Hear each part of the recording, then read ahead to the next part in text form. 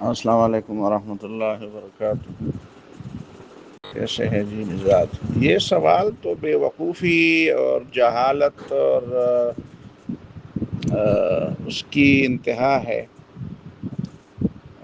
ناسمجھی کی، بلکہ میں سمجھتا ہوں کہ دھوکے، دین کے نام پر دھوکے کی انتہا ہے۔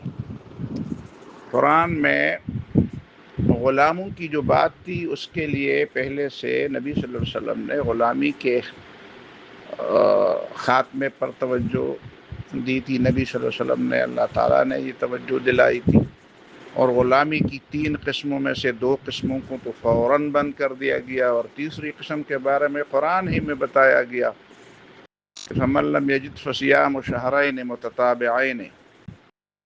غلام آزاد کرنا ممکن نہ ہو، اس کا مطلب یہ ہے کہ ایک وقت آئے گا کہ غلام آزاد کرنا ممکن نہیں ہوگا، یہ بات نہیں ہوگی، غلاموں کا سلسلہ ختم ہوگا، تو 2 مہینے روزے رکھ لیے جائیں۔ اور یہ جو بات بتائی گئی قربانی کے بارے میں، یہ وہی منکرین حدیث کی چالیں ہیں، اور یہ قرآن پر جھوٹ باندھا ہے کہ مکے والوں کو قربانی سے استثناء دیا گیا ہے۔ یہ 100% جھوٹ ہے، قرآن پر بھی، پیغمبر پر بھی، اسلام پر بھی۔ کہیں بھی قرآن مجید میں نہ کسی حدیث میں مکے والوں کو قربانی سے استثناء نہیں دی گئی ہے۔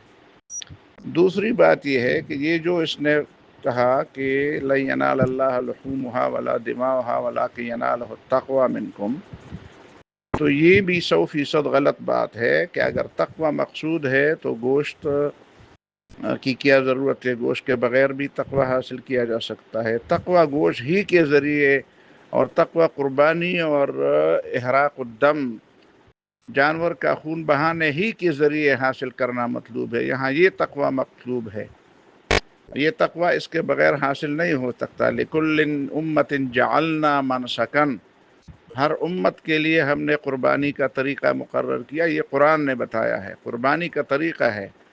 قربان ان صلاتي ونسكي ومحياي ومماتي للہ رب العالمین، قربانی، پھر نماز، تو پھر کیا نماز سے بھی مطلب ذکر اللہ ہے؟ واقم الصلاۃ لذکری، نماز میری یاد کے لیے پڑھو، تو نماز یاد کے لیے پڑھو، تو مطلب یاد ہوا۔ نماز مطلب نہیں ہوا تو نماز کو چھوڑ دے اور صرف یاد ہی رکھ دے، واپس صرف یاد ہی کرتے رہیں اور نماز کو چھوڑ دیں۔ تو یہ تو 100% غلط باتیں ہیں، 100% جھوٹ ہے۔ یہ کہ مکے والوں کے لیے یہ گوشت کا نظام تھا، یہ 100% جھوٹ ہے، یہ دھوکہ ہے، فراڈ ہے۔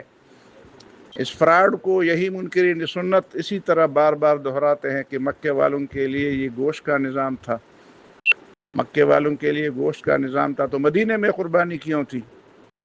مدینے میں قربانی کیوں تھی؟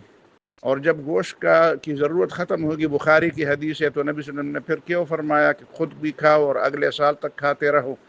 پہلے سال لوگوں کو بھوک کا مسئلہ تھا، تو میں نے اسی لیے کہا کہ رکھو نا اور تقسیم کر دو، اب ضرورت ختم ہو گئی تو اب خود کھاؤ، سال تک کھاتے رہو لیکن قربانی کرتے رہو۔ تو یہ سارے جھوٹ کا ایک پلندہ ہے، یہ سوال نہیں ہے، یہ اپنی جہالت کا اظہار ہے، اور یہ بی دین لوگوں کا اور قرآن کے اور اس شریعت کے دشمنوں کا یہ طریق واردات، یہ فراڈی یہ لوگ ہیں، اور مختلف انداز سے اپنا دھوکہ اور اپنی چال بازی مختلف لبادوں میں وہ چھپانے کی کوشش کرتے ہیں۔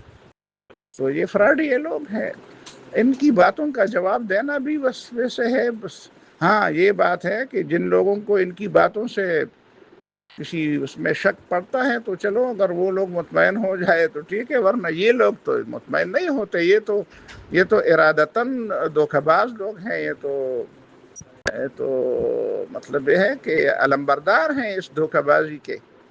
ان کو 100 دفعہ بھی سمجھاؤ، یہ پھر بھی وہی، یہ ٹیڑھا دماغ ہے ان کا۔ ٹھیک ہے جی، بارک اللہ فیک، السلام علیکم۔